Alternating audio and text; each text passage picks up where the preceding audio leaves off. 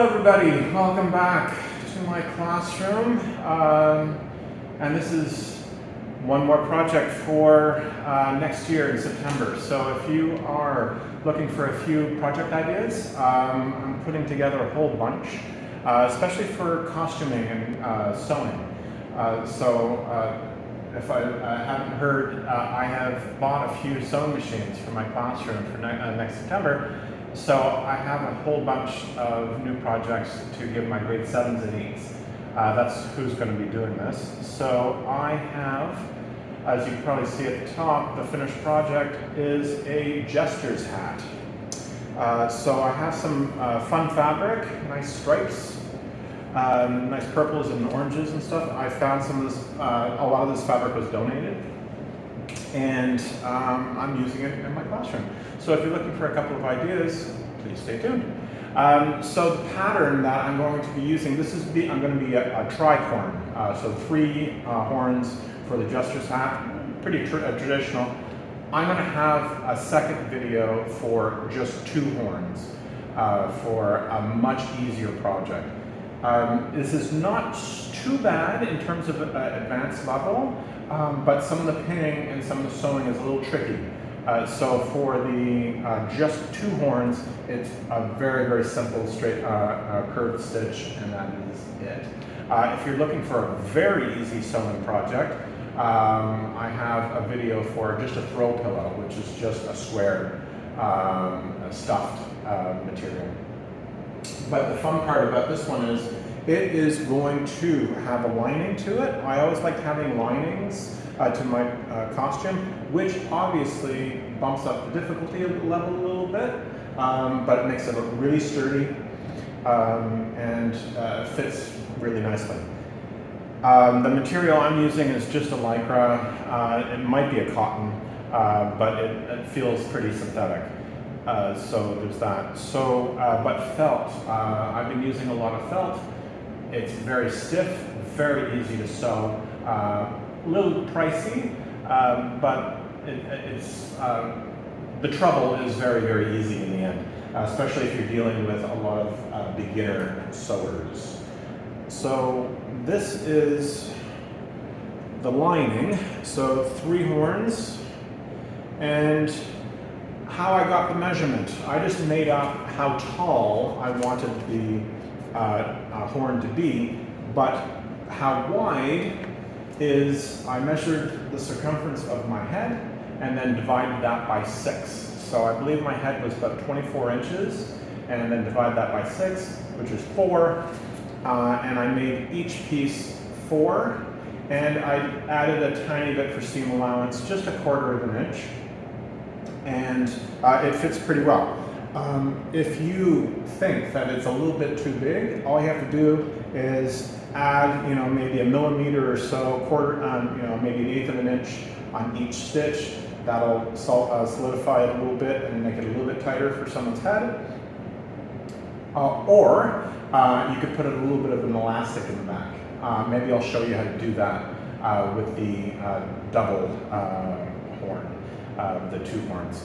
It's just stretch out a piece of elastic as stretched out as taut as it can be, sew that down, and it'll come together and make a little bit of an elastic for the back. Put that in the back so no one sees it, and that could be really good for adjusting for size and circumference of someone's head. So this is what the finished product is going to look like. So this is going to go on the inside. So the important part is to make sure that you don't sew up the middle for the lining, because I'm going to have to put this on the outside of the good fabric and turn it inside out. So a little tip right there. I'll show you how to do that in a minute. For the lining, I'm just using some cheap synthetic material. It's similar to felt, but it's even cheaper than that. I have yards and yards and yards of it, so I'm going to be using that for costumes. So whatever's lying around, whatever you can get cheaply, whatever sews decently well, use that for your costumes and have fun with it. It's all about skill building, right? So it's not making and creating costumes with the best fabrics. No one's going to notice, especially if you're going to be on stage performing something in a drama project, that sort of thing. So a lot of this stuff is really learning how to use the machine, learning how to cut patterns, and pinning them all together. So I got a head start. So I have 6 pieces. You're going to need 6 pieces of this pattern, okay? And if you have a pattern on the outside, make sure you flip your pattern over so you have a left and a right. This particular one is exactly the same thing on the inside and the outside. So I didn't have to do that, but if you have, say, a pattern on a fabric that is only on one side, make sure you do a left and a right. So there's that. So I got a head start before you guys tuned in. So I sewed the inside edge. Okay, you can do that ahead of time before you start pinning them all together. So I have 3 sections right here, so 3 horns. And now I'm going to pin all 3 of them together. That's the tricky part, trying to get all the pins together. On my pattern, I put a little notch where I want a pin to be, okay, right here. That's where it pins together. So all of the straight parts like this have to be nice and lined together, and then you start pinning these together, okay? So I wanted to keep track of where the bend is so things line up nicely. So I'm going to get started on pinning the first horn together. You open it up, so good side to good side. Make sure the hem is on the outside of your pinning, and you just start pinning these together. This is where the tricky part is, to where your pinning will go to. So you just make sure where to stop and where to begin. Okay, so this goes all the way up to the top, like this. Okay, I have the 3 horns pinned together. So this is the tricky part. So let's see if I could explain this, really nicely and clearly. So I've sewn 2 halves or 2/6 of it together, and then now I pinned all 3 pairs together. And as you can see here, I have it pinned right here, but right here where this pin is, I made my little notch, as I said, and then you got to make sure the horn then gets sealed up this way. Okay, so the stitch starts out pinning 2 pairs together, but then it diverges to itself. Okay, and all of these stitches end up at the top of the horn. Okay, that's the tricky part, to make sure that your stitches line up nicely and then continue. So you'll see how that works out when you are doing it along. So when you have this pair done, you stitch until the middle, and then you veer off and stitch one of the sides. Okay, that's where the tricky part is, and you try to make sure that everything lines up nicely. So if you're doing this with really thick fabric, it might be a bit tricky, especially at the top of the hat where everything seems to get together. Okay, so I am going to try to do this very gingerly.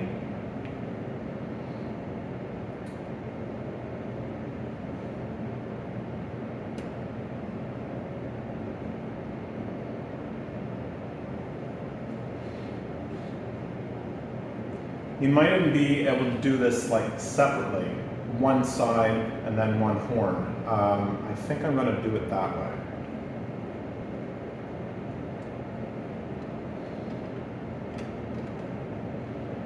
Right, get all the sides together.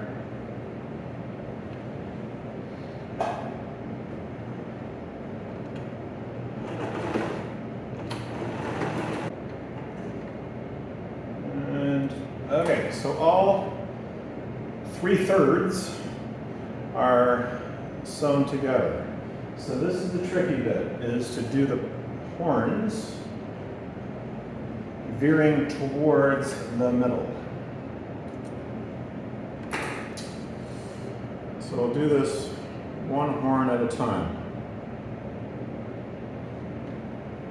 So this is the top bit now of the horn. That was the side that we just did. And the important part is to make sure that your stitch overlaps your the side stitch, or you're going to have a hole at the top of your hat. And you don't want that because it'll just unravel and you know, look messy. So I'm going to start my stitch at the top, flip it over this side so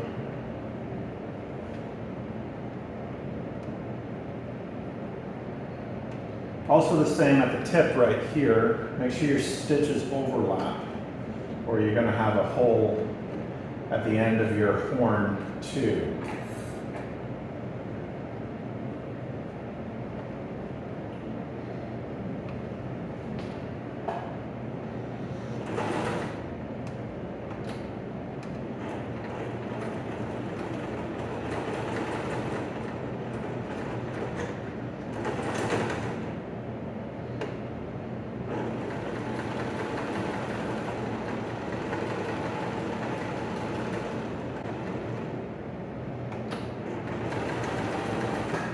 Okay, I think all my stitches lined up in the middle, so I don't think it'll be like bunchy and have several pieces of fabric.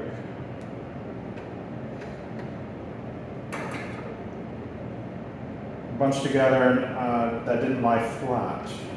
That is the fear of doing this project. So,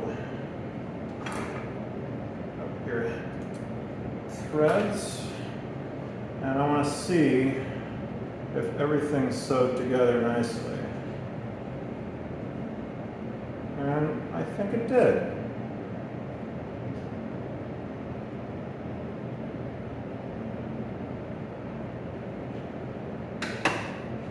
One little bit. That overlapped a little bit. Let's see what it looks like inside out. Might not be worth it fixing.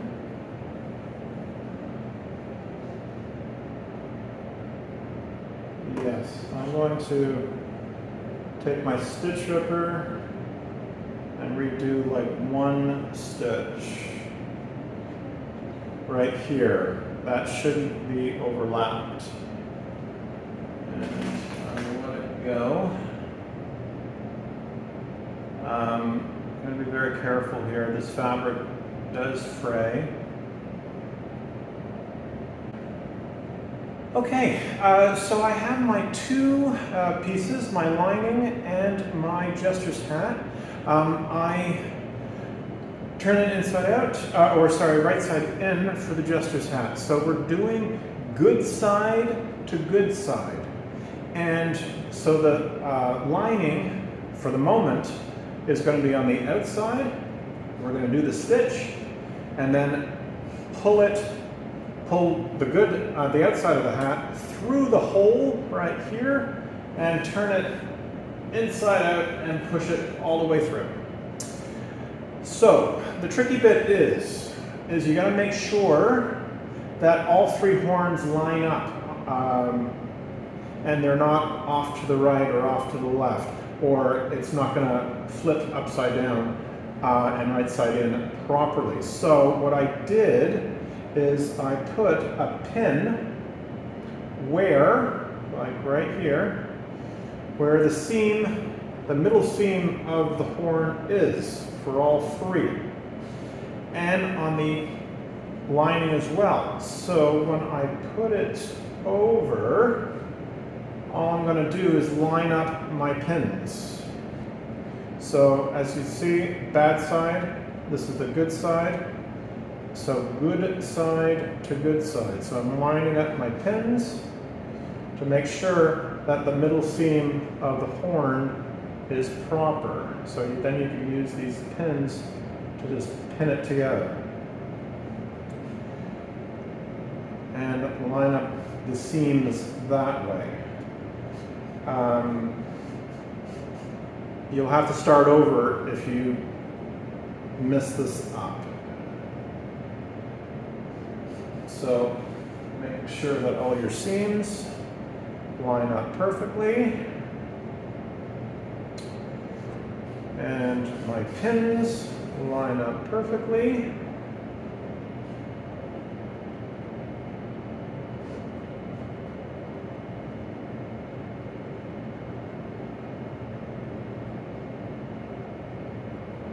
So when you flip it inside out, everything goes into itself properly.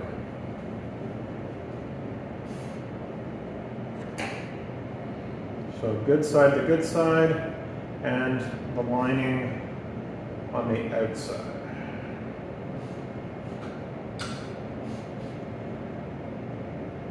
I made this hat quite long, so I'm going to give it a decent seam allowance.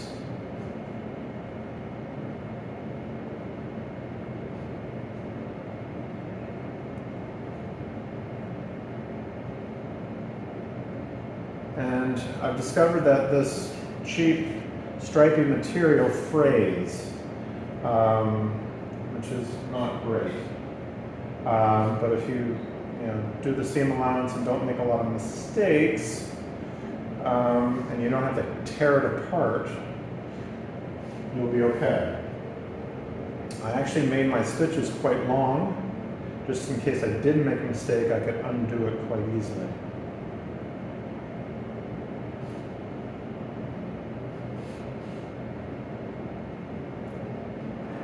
Okay, so inside, doesn't really matter where you start, as long as you keep track of where you did start. So you're just going to come around and do one big loop.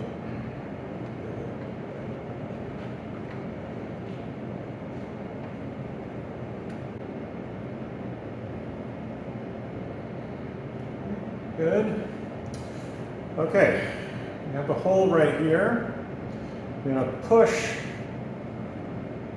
your outside through the hole. And as you do that, you turn your lining inside out, or right side in, I should say.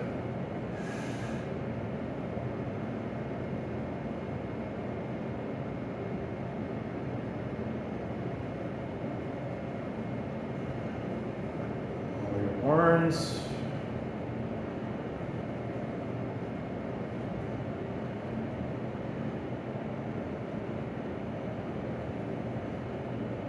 And I have a long pole right here that I'm going to shove the horn, the lining of the horns, into the good side of the horns.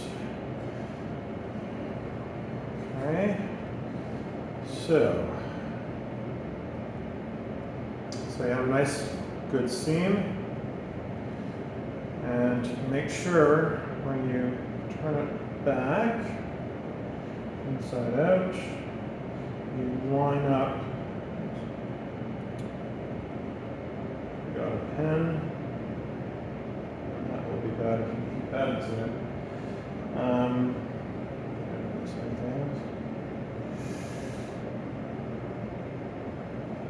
Okay. And now make sure that each horn lines up and goes inside each other. Do that. Inside, make sure it's nice and unraveled, and it lies nice and flat inside each horn.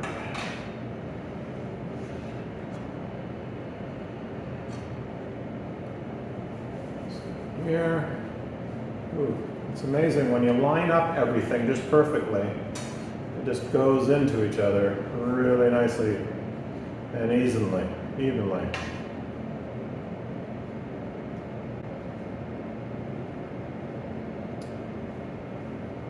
There you go. You have a tricorn Jester's hat. Let's see if it still fits me. Oh yeah.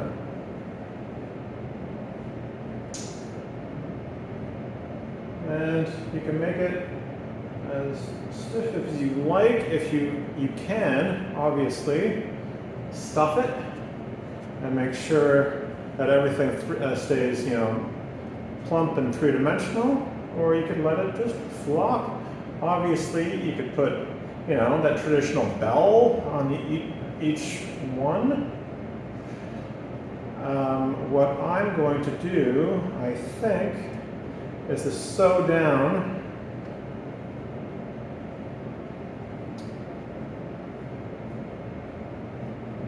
the brim a little bit so it doesn't come undone,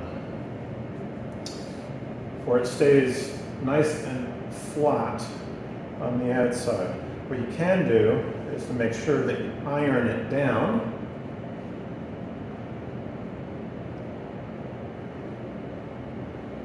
And I think I'm going to run the sewing machine about a ½ inch or so, or maybe in a full inch, right along the seam to make sure that the lining stays flat.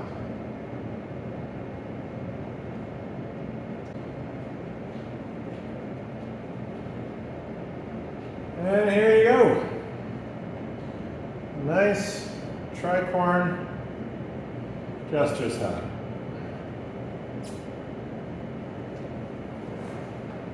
So, thank you very, very much for tuning in. Quite a difficult project, but we got through it, and hopefully you'll be able to bring some of these ideas into your classroom.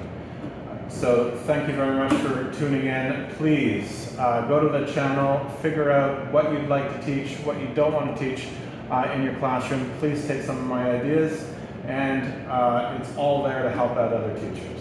So stay safe, keep creating tailored art projects, and I really hope to see you again.